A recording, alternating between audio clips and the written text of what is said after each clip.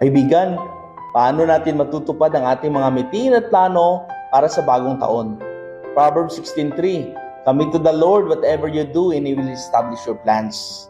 Sa bagong taon na ito, marami tayong mga layunin. Maaring ang ating focus sa trabaho at serbisyo, o kaya magsimula ng negosyo, magbago ng ugali, magpabuti ng relasyon, o makamit ang mga pangarap natin. Madalas tayong nagpaplano.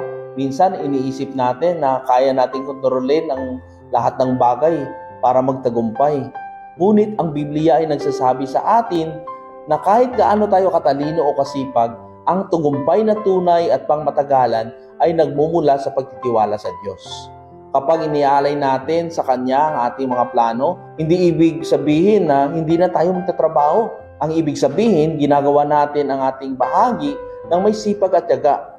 Ngunit, inilalagay natin ang lahat ng resulta sa Kanyang mga kamay. Sa bagong taon na ito, hayaan natin si Lord na gabayan ang ating mga desisyon. Itama ang ating mga landas kapag tayo ay nagkakamali, at bigyan tayo ng lakas kapag tayo ay pagod o nawawalan ng pag-asa. Ang ating mga plano ay maaaring magbago, ngunit ang pangako ng Diyos ay palaging tapat.